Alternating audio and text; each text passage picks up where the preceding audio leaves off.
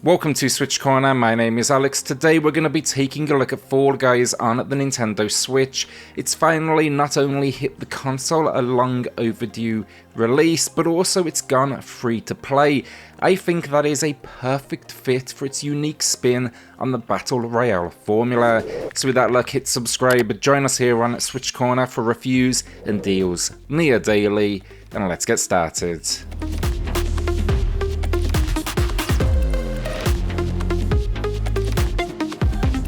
Today then, we'll be doing a quick overview of the game, but mainly I do want to focus on how it runs on the Nintendo Switch, any compromises that have been made, the free-to-play element and its monetization, and then generally if the Switch is now going to be the best way to play.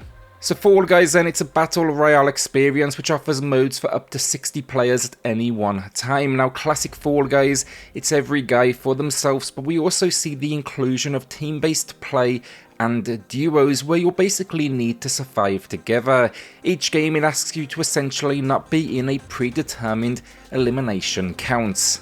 This could be, let's say, get to the finish line before the last 10 or survive X amount of time.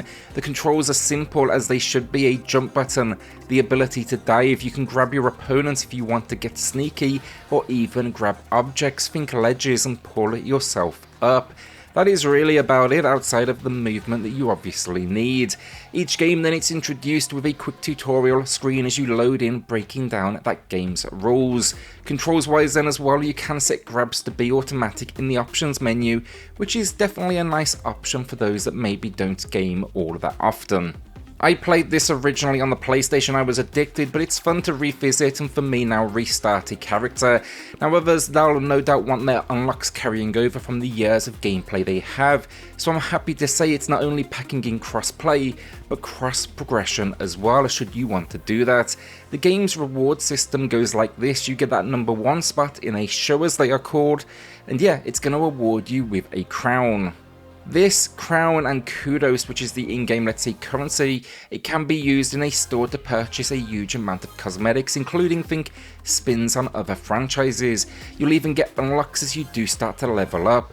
With the free-to-play model, then the first 25 levels here are going to be free, but then you'll need to purchase a pass. That's going to cost you 1,000 in-game points. I picked it up today, and that roughly translates to $8 or your regional equivalent. Picking up a pass though, it will throw in a bonus outfit as well. In the case of this first season pass at launch, that's the Ezio outfit from Assassin's Creed, as can be seen in the gameplay. Fall Guys, it seems to be doing monetization the right way. There would really honestly be no way to turn this one pay to win, but with its heavy focus on cosmetics and ensuring that the pricing is competitive, I really have no complaints around the implementation. The Season Pass, so it basically unlocks full costumes, accessories, the kudos, that currency, and a slew of other options. There's no locked content behind a paywall or anything else. All minigames, they are available to everyone, and they are as addictive as always. They're often simple, but often at the same time surprisingly challenging, and there's always been consistent updates that introduce new event types and content, so I'm excited now to see where they go next. Overall, although I really do like this game, I always have, games can be as simple as the floor falling below your feet in like this hex-based system, or maybe gate crash, doors they open and close, try to time your jumps right. Could often be so simple, but that's kind of the pleasure. It should be easy, but somehow you'll find yourself messing up and you'll want to jump immediately back in. There's one, for example, where you need to jump over a moving bar, and somehow it gets me nearly every time, no matter how perfect I believe my strategy may be, and that's what's kept me hooked now over the years. So on the Nintendo Switch, they've targeted and delivered on a locked 30 frames per second, which given the style of gameplay, I think that's more than fine. Honestly, it felt responsive, and online, once in a show, I've had very few issues. Now being day of launch, the only issue I have faced, the wait time for a show, it can be a little on the long side, but it seems that's an issue they are working on currently, and it should see a quick correction. Fall Guys, there has always been a pretty quick pick up and play experience without long lobby wait times. No doubt though, there's an overwhelming amount of players jumping in on day one of free to play. Now one noticeable area on the Nintendo Switch, it's the animations of your competitors around you. It seems to get this up and running. To do this though, they've went ahead and removed animation frames, giving almost at times a stop motion appearance. We actually saw this same tactic in action to get Monster Hunter Rise up and running. If you take a look at, let's say, many of the winged creatures that inhabit these locations simply in the background. It definitely takes a little while to get used to because it's so in your face being everyone surrounding you, but I think it's a smart compromise to deliver, the best possible experience for us all. You will of course as well not see this same animation in the world itself or on your own movement. That would cause problems, so it's only going to be on elements that don't impact you.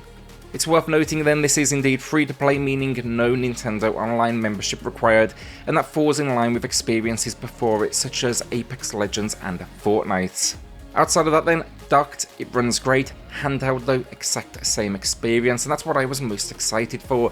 A simple pick up and play experience that can be enjoyed in this format. This has always felt like it would benefit from the introduction of portability, internet of course required, and that's definitely how I've walked away feeling.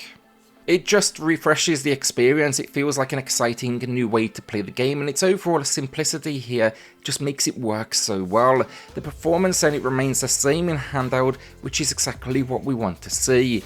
Now, issues for that Handheld gameplay currently on the main menu, you will find daily challenges. Now, the text here is extremely small, and that particularly goes for the timer, which I can barely make out.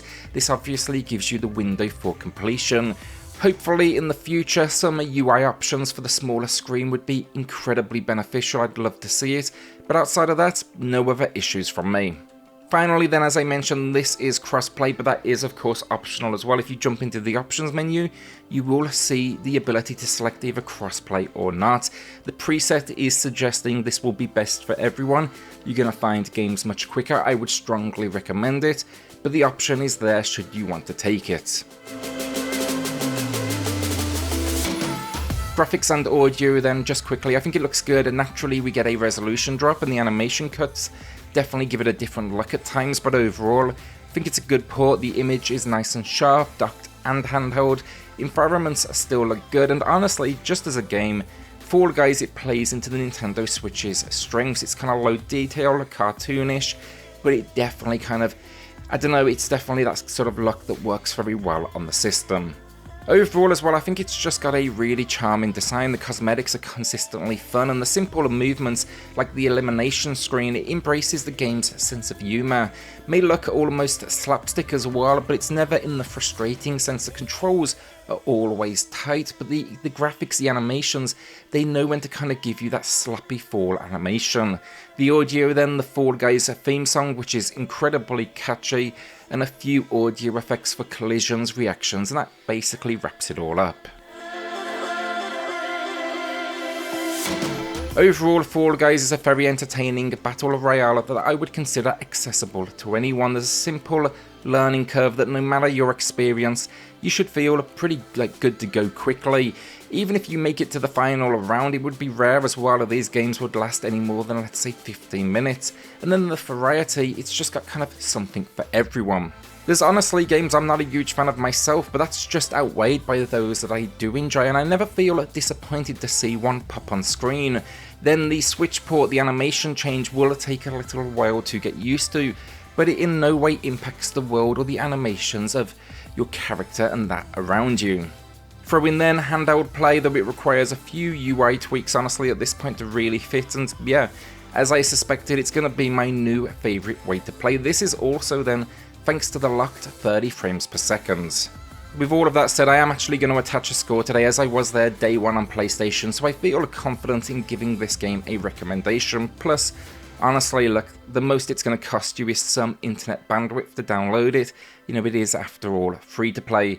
So with that in mind, a great 8 out of 10 from me. Excited to see where the season content goes next, and whether they can make a few smaller tweaks now to kind of get it to really where it needs to be, especially for that handheld play.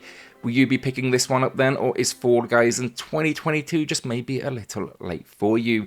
Maybe just in general, battle royales are not your thing. Let me know in the comments down below. With that then, hit subscribe, join us here on SwitchCorner for reviews and deals near daily, and I'll see you all on the next video. Thanks everyone.